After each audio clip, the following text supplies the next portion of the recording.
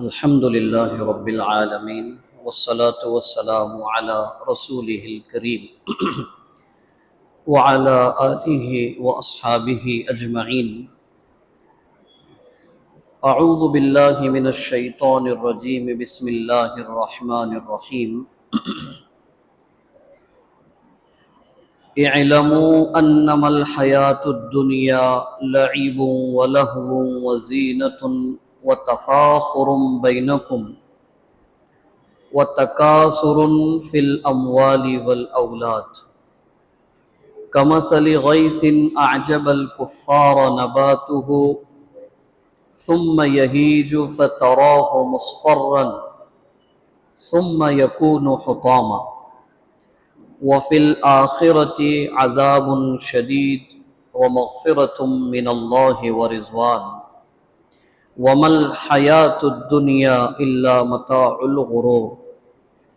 سابقوا إلى مغفرة من ربكم وجنة عرضها كعرض السماء والأرض أعدت للذين آمنوا بالله ورسله ذلك فضل الله يؤتيه من يشاء والله ذو الفضل العظيم. سورہ حدید کی 20 اور 21 نمبر کی دو آیتیں ہیں. جان لو کہ دنیا کی زندگی کھیل تماشے کی طرح غفلت میں ڈالنے والی، زینت، دکھاوا اور ایک دوسرے پر فخر جتانا، مال اور اولاد میں زیادتی چاہنا ہے. جیسے بارش کی حالت میں کسانوں کو فصل بہار میں عجیب خوشی ہوتی ہے، پھر جب کھیتی سوکھ جاتی ہے تو تم دیکھتے ہو کہ پیلے پڑ کر زرد رنگ میں بدل جاتی ہے اور چورا چورا ہو جاتی ہے. اور آخرت میں سخت عذاب بھی ہے اور اللہ کی طرف سے مغفرت اور اس کی رضا بھی ملنے والی ہے. جبکہ دنیا کی زندگی دھوکے اور فریب میں پڑنے کے سوا اور کچھ نہیں ہے. اپنے رب کی مغفرت اور جنت کی طرف دوڑ کر چلو، جس کی لمبائی اور چوڑائی زمین اور آسمان کی طرح ہے، جو تیار کی گئی ہے ان لوگوں کے لیے جو ایمان لائے اللہ پر اور اس کے رسولوں پر. یہ اللہ کا فضل ہے، وہ جسے چاہتا ہے عطا فرماتا ہے. اللہ تعالیٰ تو ہے ہی بڑے فضل والا.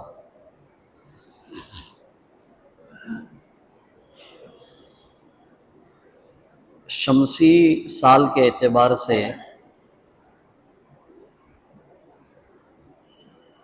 آج 2023 کا جو سال چل رہا ہے اس کے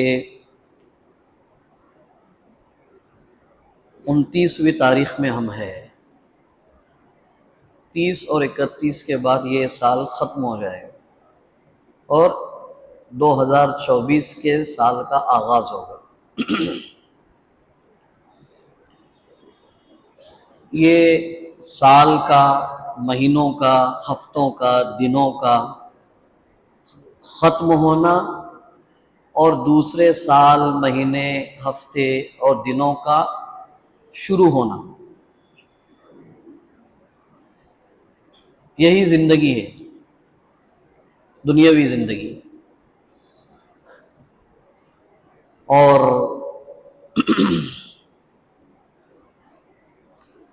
جو ہیومن لائف ہے نا، انسانی زندگی، اور پریزنٹ ایج میں جو ہم جی رہے ہیں، موجودہ ماحول میں،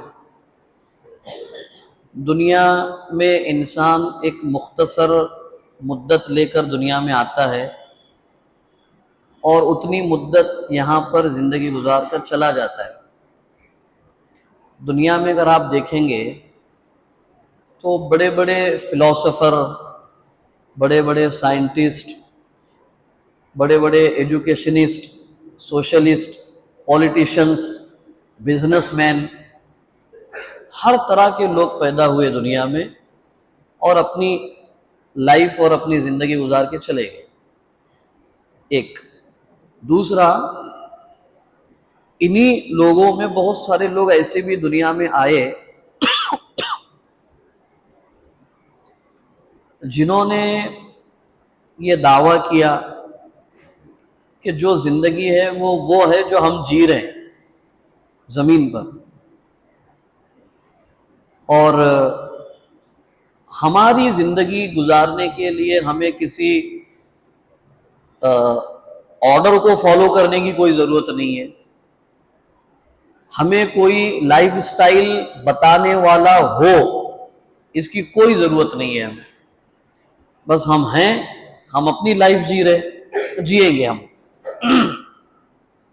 कोई हमको रोक टोक करने वाला नहीं, कोई हमको ये करो डू एंड डस बताने वाला कोई नहीं, ये करो और ये मत करो, और बताएगा भी तो हम फॉलो नहीं करेंगे, हम अपनी जिंदगी जिएंगे। कोई दीन नहीं, कोई शरीयत नहीं, कुछ नहीं, बस जो है वो हम है। ऐसे भी दुनिया में लोग गुजरे हैं। उन्हीं लोगों में कुछ लोग ऐसे आए जिन्होंने आसमानी हिदायत का इनकार किया। जैसे पैगंबर आए तो पैगंबरों का इनकार किया, नहीं मानते हम तुम्हें, तुम ये करने के लिए कह रहे हो, ये करने से मना कर रहे हो, बिल्कुल हम आपकी बात को एक्सेप्ट नहीं करेंगे, मानेंगे नहीं, हम जैसा जीना है वैसे जिएंगे। रसूलों का इनकार किया। आसमानी किताबें नाजिल की गई, कहा कि हम नहीं मानते हैं, हम उसको फॉलो नहीं करेंगे। हद ये है कि जिस रब ने उन्हें उनकी मां की कोख में 9 महीने तक पाला विदाउट एनी सपोर्ट सिस्टम, कोई सपोर्ट सिस्टम नहीं था उसका मां के पेट में, जाहिरी तौर पे दिखाई दे, अल्लाह ने बनाया है पूरा निजाम, इस जाहिरी तौर पे कोई चीज नहीं थी वहां पे, या किसी का इंटरफेरेंस नहीं था उसमें। कोई गायनोकोलॉजिस्ट हो, कोई पेडियाट्रिक डॉक्टर हो, पेडियाट्रिक डॉक्टर की वाइफ के पेट में जो बच्चा पल रहा है, उस बच्चे की जिंदा रहने में उस पेडियाट्रिक डॉक्टर का 1% भी कोई अमल दखल नहीं है। कोई गायनोकोलॉजिस्ट लेडी डॉक्टर हैं, उसकी अपनी पेट में पलने वाले बच्चे के सिलसिले में उसका कोई इंटरफेरेंस नहीं है। अगर वो अधूरा पैदा हुआ, उसका गायनोकोलॉजिस्ट होना, उसका पेडियाट्रिक होना उस बच्चे के अधूरेपन को कंप्लीट नहीं कर सकता। वैसे रब को भी दुनिया में लोग ऐसे आए इंसान, उस रब का भी इनकार किया लोगों ने।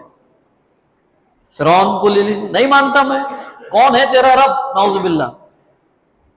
नमरूद, फिरौन, कई सारे लोग। नमरूद ने कहा हजरत इब्राहिम से, इब्राहिम तेरे रब से लड़ना चाहता हूं मैं, नाउजुबिल्लाह। फिरौन ने कहा मूसा कौन है तेरा रब, मैं नहीं जानता किसी रब को मेरे अलावा, नाउजुबिल्लाह। ऐसे भी लोग गुजरे दुनिया में, डींगे मारने वाले और अपनी बड़ाई जताने वाले सिर्फ मौजूदा दौर में नहीं है, ये जिनकी नस्ल है जहां से चले हैं वो इनसे बड़े बड़े थे, इनके अब्बा लोग थे वो, लेकिन चले गए। तो कहने का मतलब ये है कि ऐसे बहुत सारे लोग आ गए जिन्होंने अल्लाह तक का इनकार कर दिया। मैं पॉइंट ये बताना चाह रहा हूं, लेकिन जिस फिरौन ने अल्लाह का इनकार किया उसमें यह जुर्अत नहीं थी कि वो ये इनकार करे कि मौत कोई चीज नहीं। मौत को किसी ने डिनाई नहीं किया आज तक, मौत को किसी ने कंडम नहीं किया आज तक, चाहे वो फिरौन हो, नमरूद हो, हामान हो, दुनिया में जितने कोई लोग आए हो, मौत का किसी ने इनकार नहीं किया। मरना है एक दिन बोल के बोला। जब मरना है इसका मतलब ये है कि ये जो जिंदगी है, मौजूदा जिंदगी, मौत दीन इस्लाम और दूसरे मजहब, दीन इस्लाम की आइडियोलॉजी और दूसरी आइडियोलॉजी, اسلام نے جو کانسیپٹ آف لائف دیا ہے اس کا کانسیپٹ اور دوسرے مذاہب یا دوسرے سوچنے والے لوگوں کے کانسیپٹ میں ایک فرق ہے یہاں پہ موت کے سلسلے میں۔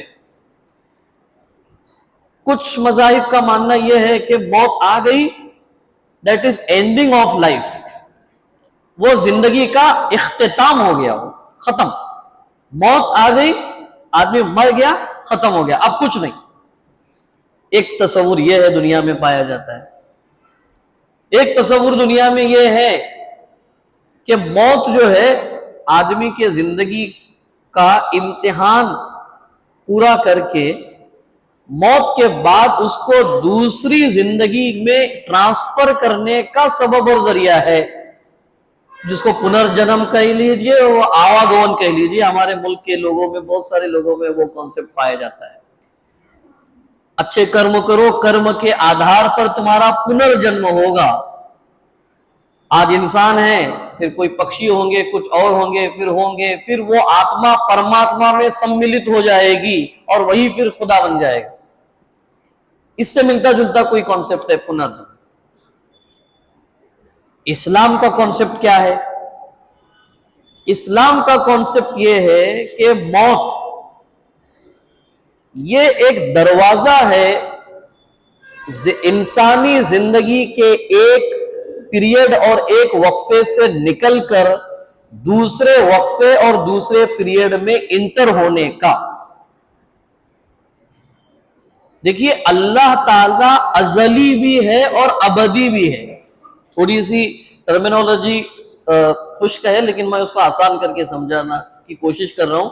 ازلی کا مطلب یہ ہے ہمیشہ سے ہے، اور ابدی کا مطلب ہمیشہ تک رہے گا، ہمیشہ، نو لمٹ۔ تو اللہ کی ذات ازلی بھی ہے اور ابدی بھی ہے، ہمیشہ سے بھی ہے اور ہمیشہ بھی رہے گی۔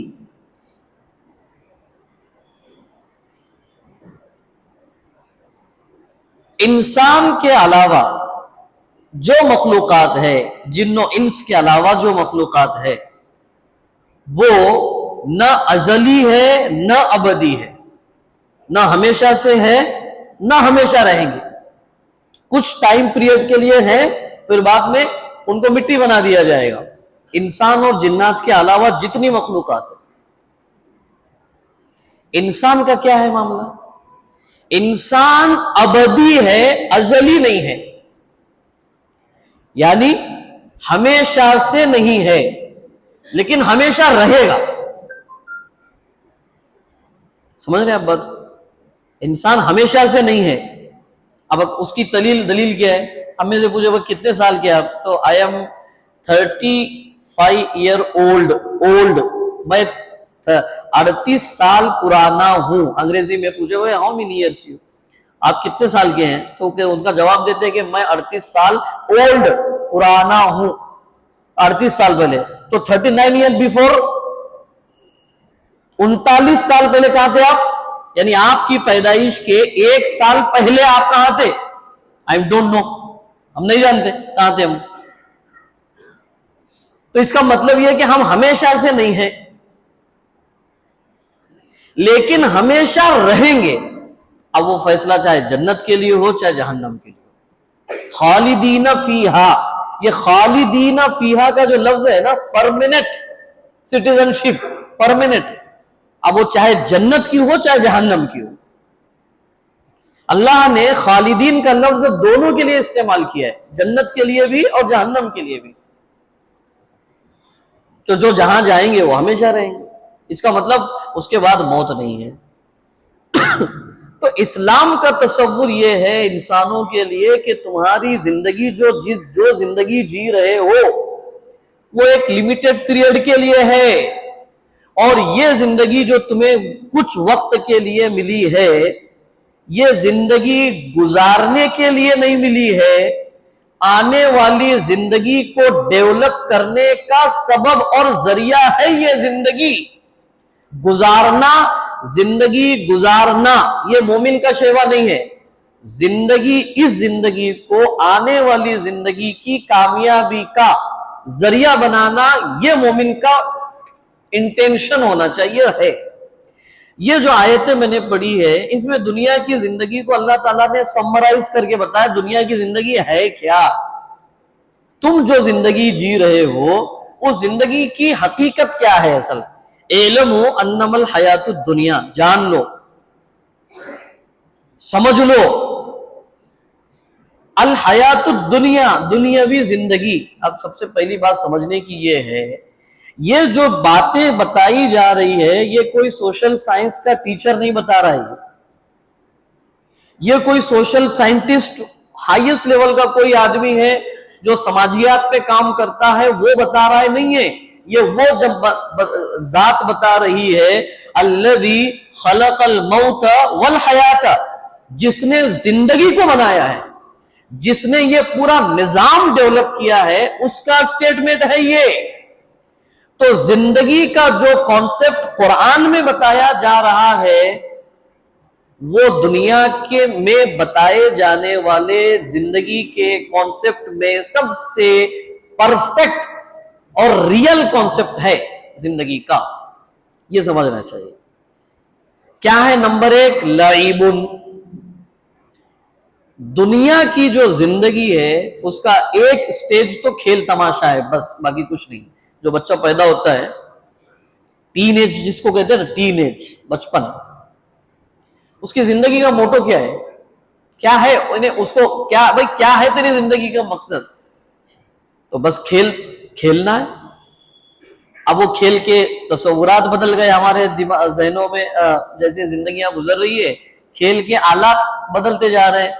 اب پورا سمٹ کر کے کھیل آ گیا ہے ایک مشین میں، بس بچہ وہی فزیکل کچھ ایکٹیویٹی تو ہے ہی نہیں، وہ جسمانی جو کھیل تھے وہ سب ختم ہو گئے۔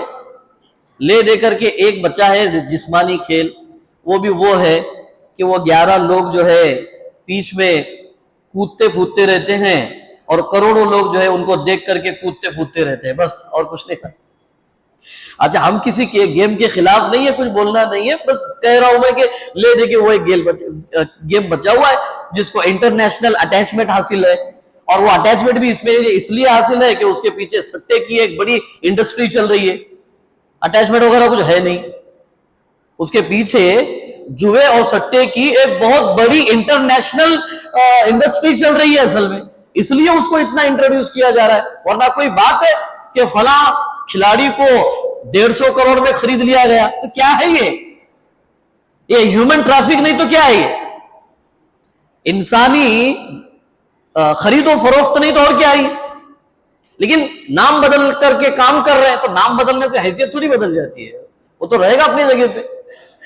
تو بہرکیف لعب، زندگی کا ایک تصور ہے صرف کھیل تماشا، کھیلنا کودنا، ٹین ایج، بچپن، لعب و لہو، یہ دو چیزیں کھیل تماشا۔ دوسرا اسٹیپ زندگی کا زینتن، ڈیکوریشن، دکھاوا، اس پر بھی بڑی انڈسٹری چل رہی ہے۔ میک اپ پر سب سے بڑی انڈسٹری اگر چل رہی ہے تو آج میک اپ پہ، اچھے دکھنے پہ، آپ پلاسٹک سرجری لے لیجئے، فلاں کر لیجئے، ناک ایسی ہونا ہے، ہونٹ ایسا ہونا ہے، یہ جو اب وہ نام اللہ کی کتاب کے سامنے لینا ہے نہیں لینا ہے، احتیاطاً اس نام کو اسکپ کر کے آگے بڑھ رہا ہوں میں۔ فیشن ڈیزائننگ کے نام پہ کیا نہیں ہو رہا ہے؟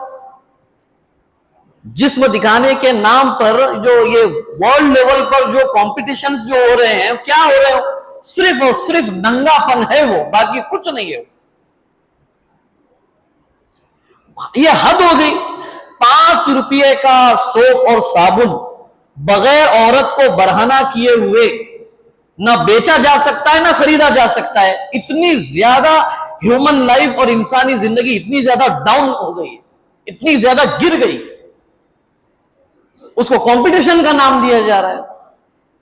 یہ زینتن، یہ اللہ تعالیٰ بتا رہے ہیں تم ایک وقت ایسا آتا ہے کہ صرف جو نوجوان ہوتے ہیں نا، صرف چاہے ہمارے بھائی ہو چاہے بہنیں ہو، ایک ہی چیز، میں کیسا دکھائی دے رہا ہوں، میں کیسی دکھائی دے رہی ہوں۔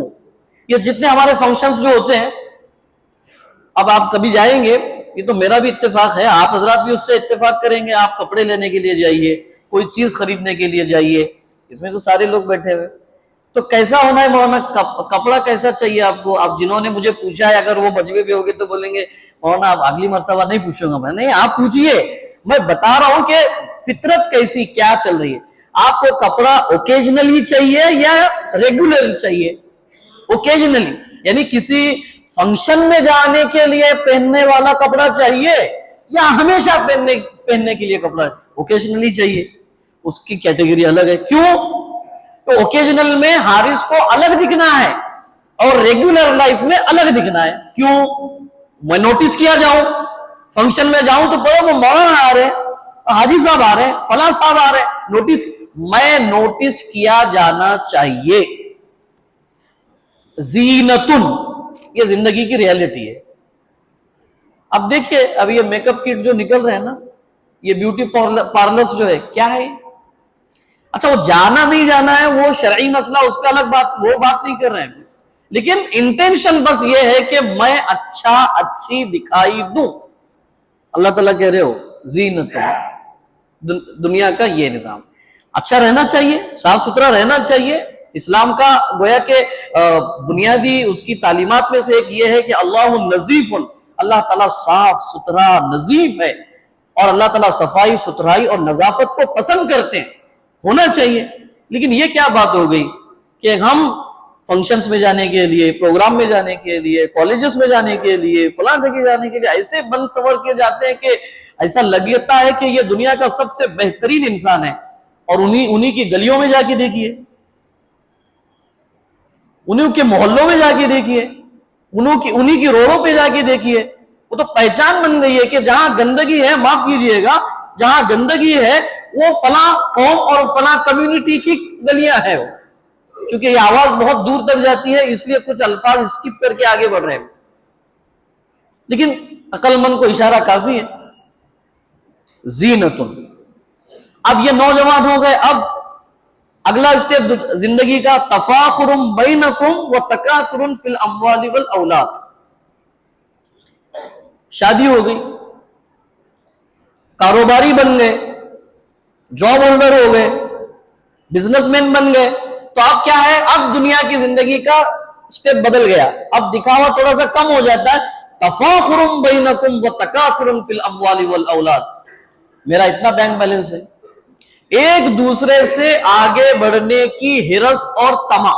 بس اب یہ اسٹیپ سے گزرتا رہتا ہے آدمی، چاہے وہ مرد ہو چاہے عورت ہو. عورت ہے تو میرا شوہر ایسا، میرے شوہر کی اتنی پراپرٹی، ان کے شوہر کیسے ہیں، میرے ابا ایسے، ان کے ابا کیسے. بس ابھی کچھ سننے میں ایسا آیا کہ بیوی نے شوہر سے کہا کہ آپ کو بزنس وغیرہ کرنا کچھ آتا ہوتا ہے نہیں، جو بزنس آپ نے کیا یا کر رہے ہیں وہ سب ہمارے ابا کی سکھائی ہوئی تعلیمات ہیں. یہ کلیشز. ارے بھائی ٹھیک ہے، وہ ابا کے گھر میں تھی تو ٹھیک ہے، ان کے اس پہ ہو گئے، اب شوہر کے گھر پہ آ گئی تو شوہر کو نیچا بتانے کا مطلب یہ ہے کہ تو خود اپنے ایک حصے کو نیچا بتا رہی ہے. اس میں کلیشز شروع ہے. 2.5-3 سال ہو گیا صرف اسی بات پہ. تمہارا پرسنل کوئی ایٹیٹیوڈ نہیں ہے، جو تمہارا ایٹیٹیوڈ ہے وہ ابا کا دیا ہوا ہے. ٹھیک ہے دیا ہوا ہے تو کیا ہوا، اس کو ایکسپلین کرنے کی ضرورت ہے، لیکن چل رہا ہے. یہ تفاخر کی بات بتا رہا ہوں میں، ایک دوسرے سے آگے بڑھنے کی بات. بینک بیلنس میں، پیسے میں، دولت میں، عزت میں، شہرت میں میں آگے کیسے رہوں، اسی کی تگودوں کے اندر زندگی گزارتے ہیں. میں نے 2-3 جمعہ پہلے کہا تھا، یہاں تک کہ حتی زرتم المقابر، 4 لوگوں کے کندھوں پہ قبر میں اتار دیے جاتے ہیں. اس سے پہلے تک حد تو یہ ہو گئی کہ ایک بندے کو قبر میں اتار رہے ہیں، وہاں پر یہ ہوتا ہے، قبرستان میں ٹھہر کر ہوتا ہے کہ یہ جو بلڈنگ بنی ہے، یہ جو آرکیٹیکٹ ہے وہی آرکیٹیکٹ اپنی بلڈنگ کے لیے لگانا چاہیے. یہ کہاں بات ہو رہی ہے؟ قبرستان میں ایک بندے کو اپنے ہاتھ سے قبر میں اتارتے ہوئے. اب اس کے آگے کیا کون آخرت یاد دلائے گا؟ اس سے آگے اور دنیا کی حقیقت کب سمجھ میں آئے گی؟ اس سے آگے کب اللہ سے قریب ہوں گے؟ اس سے آگے کب جنت اور جہنم کے سلسلے میں فکر مندی حاصل ہوگی ہمیں؟ تفاخر بینکم وتکاثر فی الاموال والاولاد. ہمارا بچہ ابھی ایڈوانس کورس کر کے آیا امریکہ میں، کیا ہے آپ کا بچہ؟ انجینئر ہے، سول انجینئر ہے، ایڈوانس کورس کرنے کے لیے ابھی فلاں جگہ گئے ہوئے، چائنا میں MBBS کر رہے ہیں، رشیا میں جا رہے ہیں، فلاں کیا بات، ان سے بہتر میری اولاد ہے. تفاخر بینکم وتکاثر فی الاموال والاولاد. آپ نے کیا کیا؟ کچھ نہیں کیا. آپ نے کیا کیا؟ میں نے اتنا کیا ہے کہ 3 پیڑھی بیٹھ کے کھا سکتی ہے. تکاثر فی الاموال والاولاد، یہی انٹینشن، باقی کوئی لینا دینا نہیں ہے.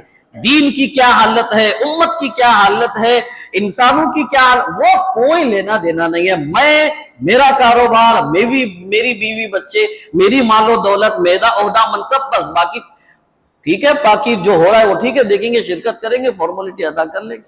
تفاخر بینکم وتکاثر فی الاموال والاولاد. آخری سٹیپ یہ ایسا ہے جیسے اللہ تبارک و تعالیٰ فرما رہے، یہ کرتے کرتے تم دنیا سے چلے جاتے ہو، ختم ہو جاتی ہے دنیا، تمہاری زندگی ختم ہو جاتی ہے، اور حالت یہ ہوتی ہے کہ تم اللہ کے سامنے جب تمہیں کھڑا کیا جائے گا اور کہا جائے گا کتنے دن تھے دنیا میں، 60 سال 70 سال 100 سال جنہوں نے زندگی گزاری دنیا میں، ان سے کہا جائے گا بھائی کتنے دن تھے تم دنیا میں، کتنے دن کا اسٹے تھا تمہارا، کتنے دن ہولڈ کیے تھے تم دنیا میں. کأنہم یوم یرونہا لم یلبثوا الا عشیۃ او ضحاہا. ظہر سے عصر یا عصر سے مغرب کے بیچ کا جو وقت ہے، اتنے ٹائم کے لیے دنیا میں تھے ہم، کہیں گے لوگ. ظہر سے عصر کا وقت 2.5 سے 3 گھنٹے کا، یا عصر سے مغرب 1 سے 1.5 گھنٹہ، اتنا ہی ہم دنیا میں تھے، اتنا ہی اسٹے تھا ہمارا دنیا کا. یہ کہیں گے. یہ ہے ہماری پوری دنیا کی زندگی. آخرت میں مغفرت، عذاب اور اللہ کی رضامندی، تینوں چیزیں ہیں. دنیا میں یہ طے کر لو کہ اس دنیا موت کے بعد کی زندگی میں تم آیا اللہ کے عذاب کے حقدار ہو، اللہ کی مغفرت کے حقدار ہو، یا اللہ کی رضامندی اور رحمت کے حقدار ہو. وہ ایکٹیویٹی کو اینالائز کرنے کا، اس طرح زندگی گزارنے کا نام ہے کامیاب زندگی. یہ نہیں ہے کہ نیو ایئر نائٹ پر جو ہے انسانی حدوں کو پار کر دیا جائے. یہ نہیں ہے کہ 1 سال کے جانے کی 1 سال کے ختم ہونے اور نئے سال کی خوشی میں، یہ کوئی کانسیپٹ ہے.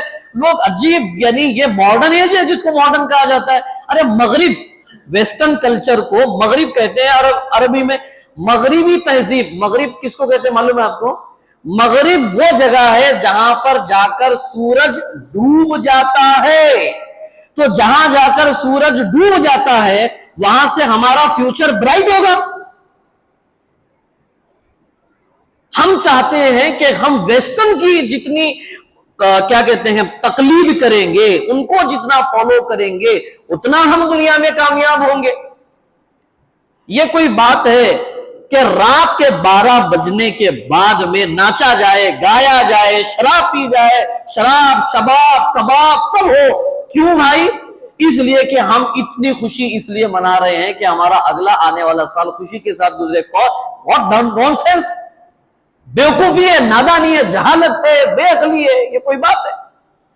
ارے خوشی اس بات پر ہوتی ہے کہ گزرا ہوا سال بہت تکلیفوں میں گزرا، اب ہم کو راحت ملے گی، اور آنے والے سال کی راحت یقینی طور پر ہو کہ آنے والا سال ہمارا کامیابی خوشی والا گزرے گا. اگر یہ یقین ہے تو ٹھیک ہے، ناچو گاؤ پھر. لیکن تمہارا حال تو یہ اللہ تعالیٰ کہہ رہے ہیں کہ ماذا، یعنی لفظ آیت ذہن سے نکل گئی، کوئی بندہ دنیا میں ایسا نہیں ہے کہ کل کیا کرے گا وہ نہیں جانتا ہے. تو تمہیں پورے سال کا پتہ چل گیا؟ اگر ہو بھی تو شریعت میں اجازت ہے یہ نہیں کسی طرح کی خرافات اور بےہودگی کی.